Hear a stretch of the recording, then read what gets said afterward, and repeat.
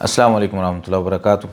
آج جو سوال بھیجا گیا ہے وہ جاب کے متعلق ہے، نوکری کے متعلق ہے۔ ایک بھائی قطر سے پوچھتے ہیں کہ میں مختلف کمپنیز میں اپلائی کرتا رہا، جاب کرتا رہا 2016 سے۔ کبھی کام چلتا ہے، کبھی نہیں چلتا، کبھی جو ہے نا وہ 6-7 مہینے کسی جگہ کام کرتا ہوں، کبھی 6-7 مہینے بیٹھا رہتا ہوں، کوئی کام ہی نہیں ملتا۔ تو اس صورت میں کوئی 6-7 نوکریاں تو میں چینج کر چکا ہوں۔ تو اب کچھ لوگ مشورہ دے رہے ہیں کہ آپ جو ہے نا وہ چیک اپ کروا لیں، کوئی معاملہ ہو سکتا ہے نظر کا۔ حالانکہ وہ کہہ رہے ہیں میں نماز بھی پڑھتا ہوں، اذکار بھی کرتا ہوں، پھر یہ معاملات کیوں ہیں؟ دیکھیں، اس کی کئی ایک وجوہات ہو سکتی ہیں۔ ایک وجہ تو یہ ہے کہ اللہ تعالیٰ نے انسان کی بنیادی ضروریات پوری کرنے کا ذمہ لیا ہے، اور کئی دفعہ انسان کی بنیادی ضروریات سے بھی ان کو آزما لیا جاتا ہے۔ مثال کے طور پر سورہ بقرہ میں آتا ہے نا، آیت 155 اور 156 میں وَلَنَبْلُوَنَّكُمْ بِشَيْءٍ مِّنَ الْخَوْفِ وَالْجُوعِ وَنَقْصٍ مِّنَ الْأَمْوَالِ وَالْأَنفُسِ وَالثَّمَرَاتِ۔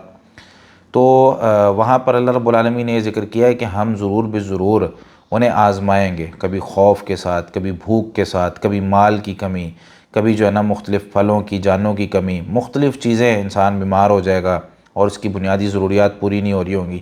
تو یہ اللہ رب العالمین کی طرف سے آزمائش ہو سکتی ہے۔ آزمائش کے کئی ایک مقاصد ہوتے ہیں جو پہلے بھی میں کئی دفعہ ذکر کر چکا ہوں۔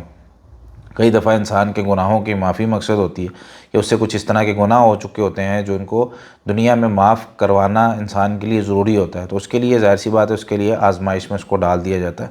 یا واقعی ہی انسان کی کوئی اس طرح کی غلطی ہوتی ہے جس کی سزا اس کو ملنا شروع ہو جاتی ہے دنیا سے ہی، اور کئی دفعہ اللہ تعالیٰ آزمانا چاہتے ہیں کہ دیکھتے ہیں بندہ میرا ہے بھی کہ نہیں، کسی اور در پہ تو نہیں چلا جاتا، کہیں اور سے مانگنا تو نہیں شروع کر دیتا، کتنا لمبا صبر کرتا ہے، جتنا لمبا جو ہے قرآن کریم میں اللہ تعالیٰ نے انبیاء علیہ السلام کا ذکر کیا ہے کہ لمبے لمبے انہوں نے صبر کیے۔ تو بشر الصابرین، اس چکر میں جو بندہ صبر کر لیتا ہے اس کو خوشخبری سنانی ہے۔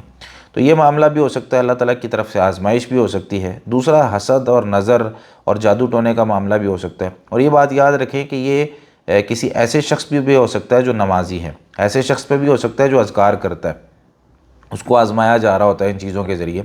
اب مثال کے طور پہ آپ دیکھیں نبی کریم صلی اللہ علیہ وسلم پہ بھی جادو ہوا، صحیح بخاری وغیرہ کے اندر حدیث موجود ہے، تو اس کے لیے پھر طریقہ کار بدلنا پڑتا ہے۔ جیسے آپ صلی اللہ علیہ وسلم عام اذکار کرتے تھے، دعائیں پڑھتے تھے، نماز بھی پڑھتے تھے، لیکن پھر خصوصی طور پر آخری 2 کل نازل ہوئے اور پھر نبی کریم صلی اللہ علیہ وسلم نے ان سے دم کیا، تو پھر وہ جو جادو ہوا تھا وہ ختم ہو گیا۔ تو ہمارے اوپر بھی اگر نظر لگی ہے تو نظر اتارنے کا جو ہمارے ہاں وہ نیمبو مرچی والا طریقہ ہوتا ہے نا، وہ والا طریقہ اسلام میں نہیں ہے۔ اسلام نے جو طریقہ سکھایا ہے وہ دم کرنے کا ہے اور مختلف قسم کی دعائیں پڑھنے کا ہے۔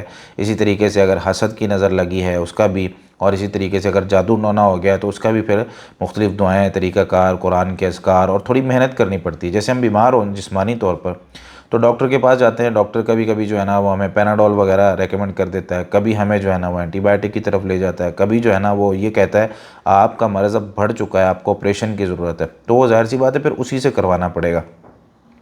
تو کئی دفعہ ہمارا جو ایمانی لیول ہوتا ہے نا وہ اتنا مضبوط نہیں ہوتا کہ ہم وہ دعائیں پڑھ سکیں یا وہ وہاں تک پہنچ سکیں۔ ہاں، اگر کوئی شخص مستقل مشقت اور محنت کے ساتھ وہ کام کرنے لگ جائے تو ہر شخص کی دعا اللہ تعالیٰ سنتے ہیں، اس میں کوئی شک نہیں ہے۔ لیکن کیونکہ ہم تھک جاتے ہیں، ہمارا ایمانی لیول وہ نہیں ہوتا، 2-4 دفعہ کام کیا پھر ہم تھک ہار کے بیٹھ گئے، تو اس لیے کہا جاتا ہے کہ معالج کو چیک کروا لیں، جو روحانی معالج ہوتے ہیں۔ لیکن اس میں یاد رکھیں ایسے معالج کے پاس نہیں جانا جو کوئی شرکیہ کام کروائے، کیونکہ یہی آزمائش ہوتی ہے۔ بیماری کے بعد انسان کو اگر اس بیماری سے شفا نہیں مل رہی تو انسان جو ہے نا وہ پھر اللہ کے در کو چھوڑ کر غیر اللہ کے پاس چلا جاتا ہے۔ یہ کام ایک مسلمان کی شایان شان نہیں ہے۔ مسلمان نے صبر کرنا ہے، وہ آزمائش 2 سال کی بھی ہو سکتی ہے، وہ آزمائش 10 سال کی بھی ہو سکتی ہے، وہ آزمائش پوری زندگی کی بھی ہو سکتی ہے۔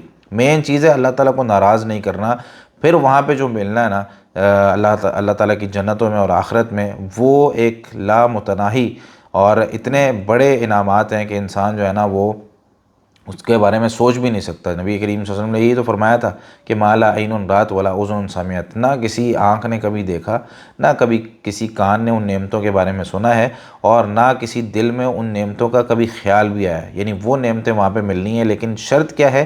دنیا کی زندگی اللہ کی مرضی کے مطابق ہو۔ تو یہاں پھر غیر اللہ کے پاس نہیں جانا، کبھی بھی ایسے معاملات نہیں کرنے کہ انسان اگر آزمایا گیا ہے کہ بھائی جا کے وہ کہیں جی غیر اللہ کے نام پہ چڑھاوے چڑھا دو، بکرے کر دو، فلاں کر دو، فلاں کر دو، اس طرح کے معاملات نہیں کرنے۔ قرآن و حدیث کو پکڑ کے جو قرآن و حدیث میں دعائیں آئی ہیں، اذکار آئے ہیں، اس طریقے سے ان دعاؤں کے ذریعے سے اللہ رب العالمین کو راضی کرنے کی کوشش کرنی ہے۔ گھر کے اندر سورہ بقرہ چلائیں، آخری 2 کل ہیں ان کے ساتھ دم کریں، سورہ فاتحہ ہے بڑا اچھا دم ہے وہ اس کے ساتھ دم کریں مختلف اوقات میں پڑھ کے، اور فرائض بالکل نہ چھوڑیں، طہارت اپنی مضبوط کریں، فرائض بالکل نہ چھوڑیں، نماز وغیرہ باقی معاملات، اور پھر اس کے ساتھ تھوڑی محنت اور مشقت کر کے دم کرنا شروع کریں۔ اور روحانی معالج اگر کوئی صحیح عقیدے والا اور ایمان کی مضبوطی والا وہ مل جاتا ہے تو اس سے علاج اپنا شروع کروائیں، بصورت دیگر خود اپنا علاج کریں۔ اللہ تعالی ہم سب مسلمانوں کی پریشانیاں دور فرما دے، اور یہ جتنے بھی لوگ ہمارے بے روزگار ہیں، جن کے پاس نوکریاں نہیں ہیں